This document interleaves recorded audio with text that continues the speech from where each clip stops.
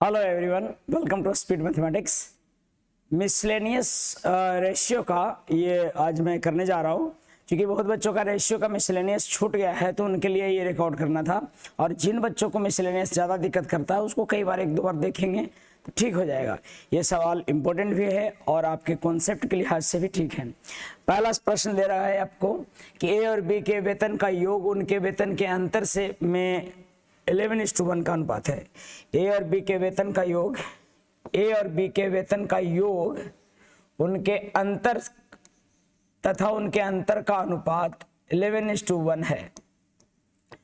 B और सी के वेतन का योग, बी और सी के वेतन का योग, वेतन के अंतर भी 11:1 है।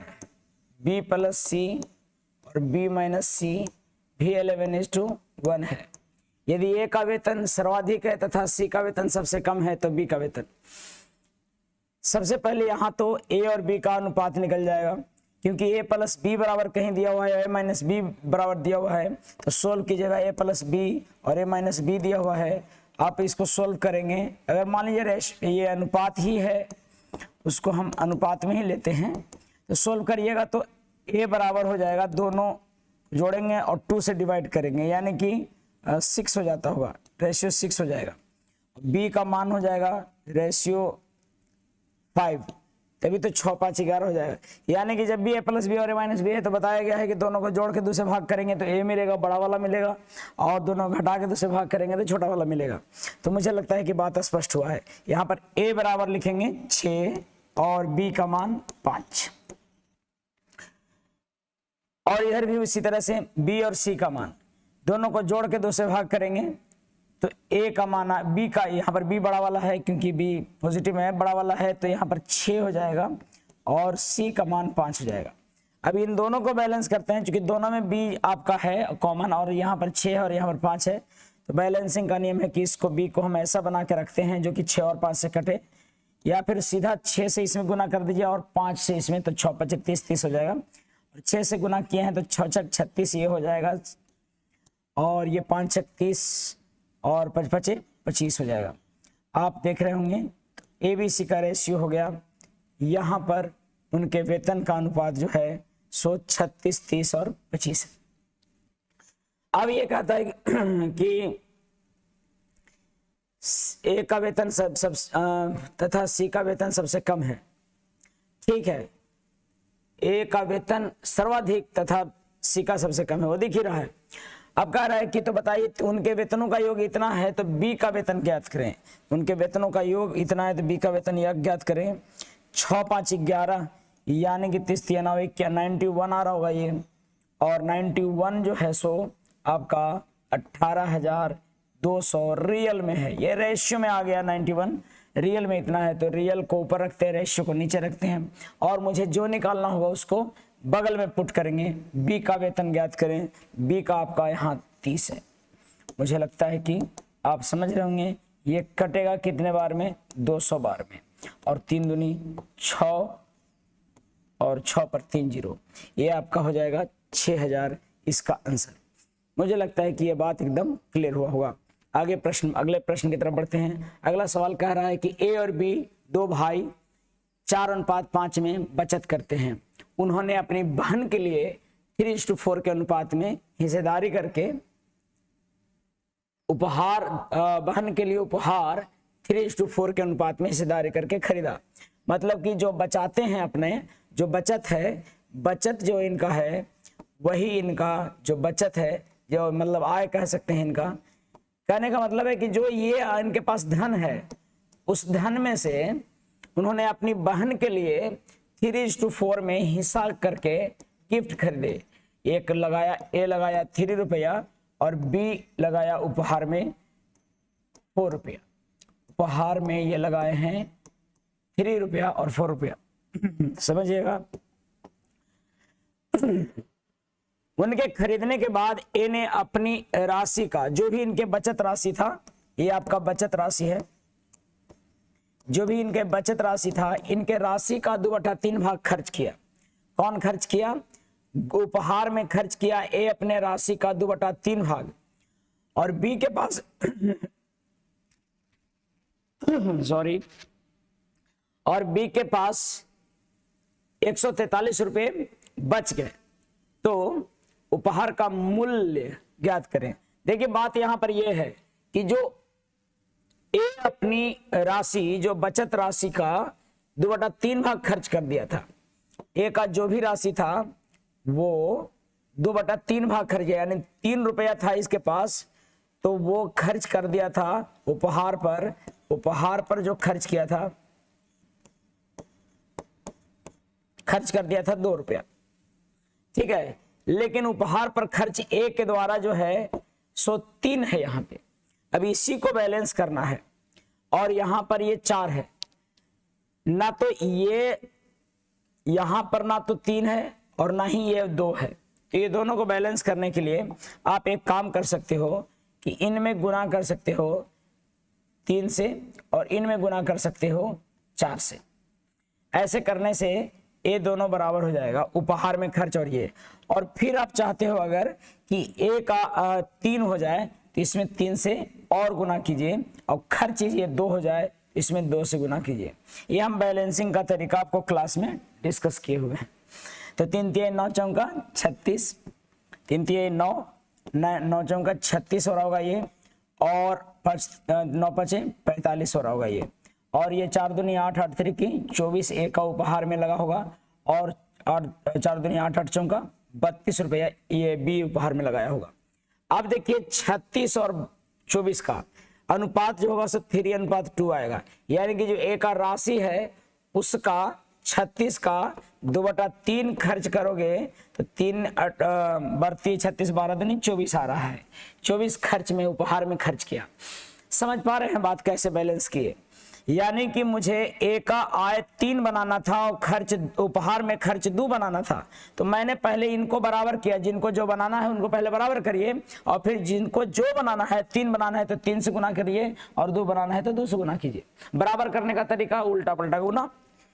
अब देखो ए का आय 36 और बी का, मतलब ए का राशि जो था सो 36 और बी का 45 है, और ए का 24 उपहार पे खर्च है और बी का उपहार है पर खर्च है 32। कहता है बी के पास 143 रुपया बच गए। देखो भाई 45 मेरे अनुसार है, तो 45 अगर बी का बचत, बी का अनुपात, ये जो मैं निकालता हूं ये अनुपात का निकालता हूं। बी का बचत देखिए क्या है यहाँ पे, बी का बचत है 45 माइनस 32 करिएगा तो ये मिलेगा आपको 13, और 13 बराबर जो है आपको यहां दिख रहा होगा कि 13 जो बचत आप आ रहा है वो 13 है, सो एक्चुअल में 143 रुपीज है।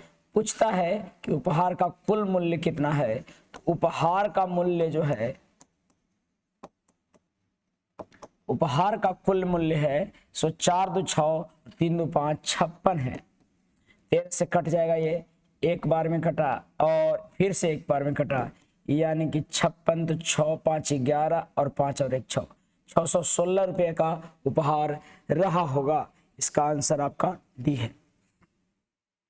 लेकिन अगर जिनको ये बैलेंसिंग नहीं आता है वो क्या करेंगे सर, वो कैसे इस चीज को बैलेंस करेंगे? बहुत आसान तरीका है, आप समझिएगा, मैं समझाने का प्रयास कर रहा हूं। देखो ये सब ठीक है, बचत राशि है, ऐसा है, ठीक है ना।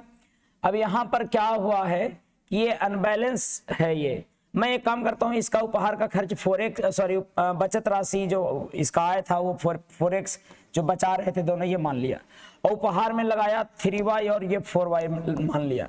अब ये कह रहा है जो उपहार का दाम है उसका ए जो है सो 2/3 भाग क्या करता है, खर्च करता हो। जो इसका बचत है, जो इसके पास राशि है ए के पास, उस राशि का बहन के उपहार के लिए ए जो है सो 2/3 खर्च करता है, और 4x का 2/3 खर्च करेंगे तो उपहार में जो खर्च की गई राशि है ए के द्वारा वो मिलना चाहिए। ऐसे देख करिएगा तो आपको देखो x/y जो मिलेगा वो आपको 9/8 मिलेगा, x/y मिलेगा वो 9/8 मिलेगा, और जैसे ही 9/8 मिला तो आपको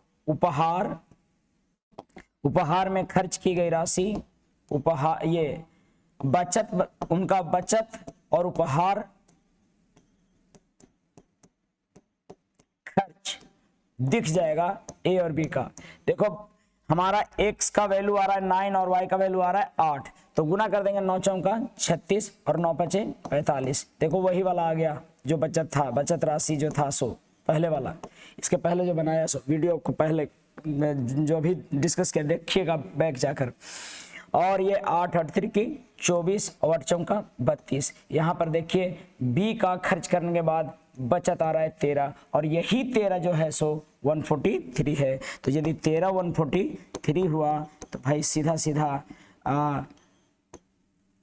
जो बचत की राशि है मतलब कि उपहार का कुल मूल्य है, उपहार का कुल मूल्य यहाँ पर कितना था, 4 2 6 56 था, वही 56 निकल जाएगा। मतलब जिनको समझ में नहीं आता है कि भाई कैसे बैलेंस किया जाए, वो लोग एक्स वाई मान के इस तरह से बैलेंसिंग भी कर सकते हैं। यह भी एक बैलेंसिंग का नया तरीका है जो कि एक्स वाई, और बचपन से साथ चलते रह रहा है आपका एक्स को भूले नहीं होंगे आप, नहीं भूलते हैं, छाप बना देता है, छाप छोड़ देता है एक्स आपका ऐसा।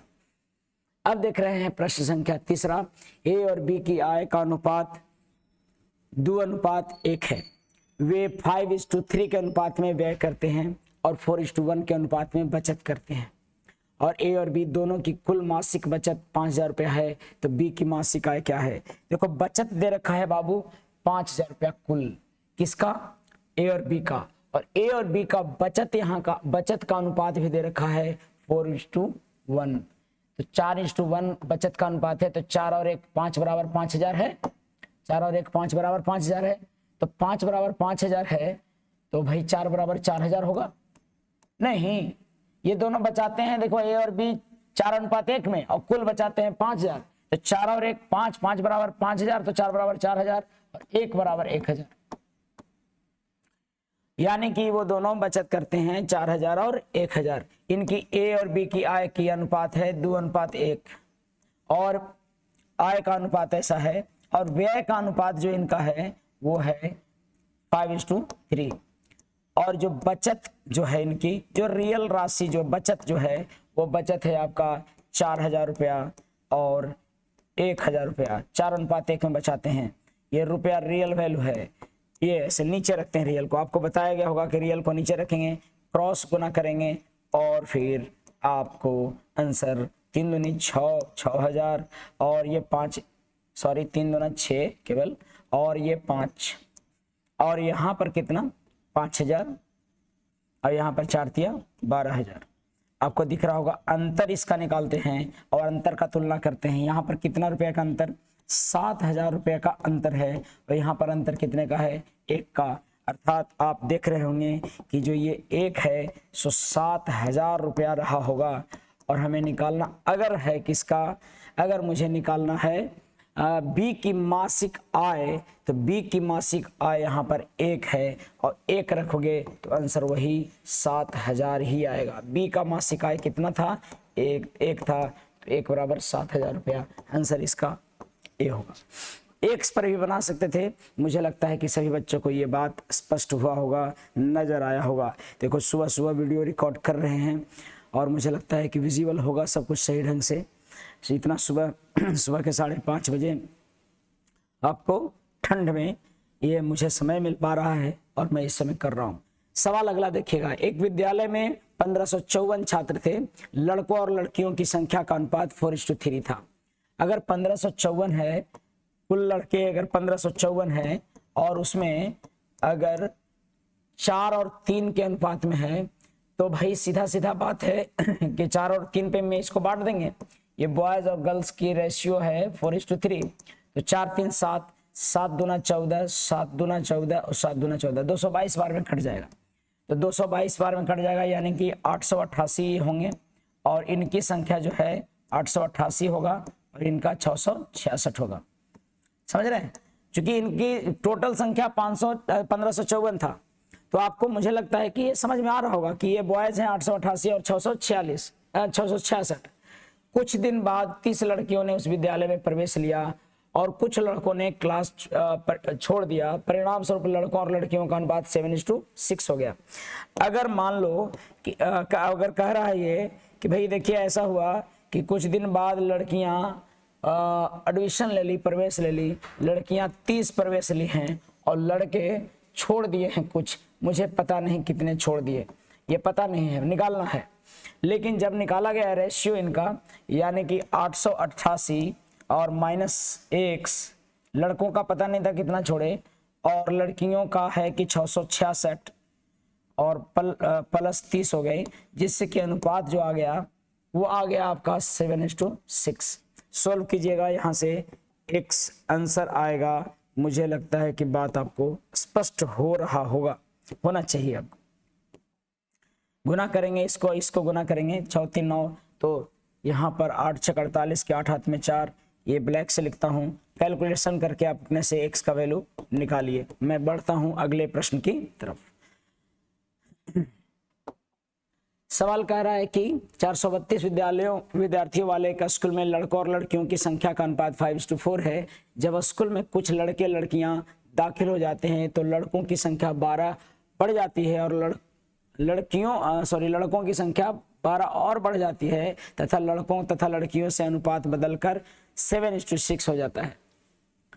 फिर से वही सवाल है सेम, तो मुझे लगता है कि हो जाना चाहिए। 432 टोटल दे रखा है और उसमें बॉयज और गर्ल्स दे रखा है 5 4 9, तो यानी कि बॉयज और गर्ल्स 5 4 9 बराबर 432, तो 9 बराबर 432 अगर है तो निकाल सकते हैं आप 5 और 4।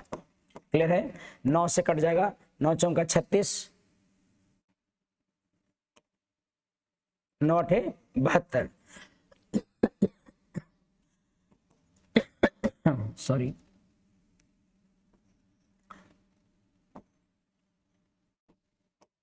240 और 8 चौका 32, 4 चौका 16, 3 19, 192। यानी कि बॉयज की संख्या 240 है और गर्ल्स की संख्या 192 है।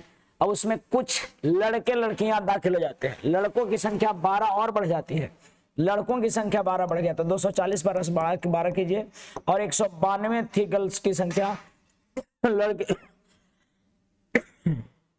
तथा लड़कों तथा लड़कियों से अनुपात इतना हो जाता है। तो बताइए कितनी नई लड़कियां दाखिल हुई x और ये 7:6। Find your x, you will get answer. अगला बढ़ता हूं। देखो ये मिसलेनियस उन बच्चों के लिए है जिनका बेसिक क्वेश्चंस किए हुए हैं, ठीक है, और ये इतने तो कर ही सकते हैं कि कैलकुलेशन आप कर लीजिए।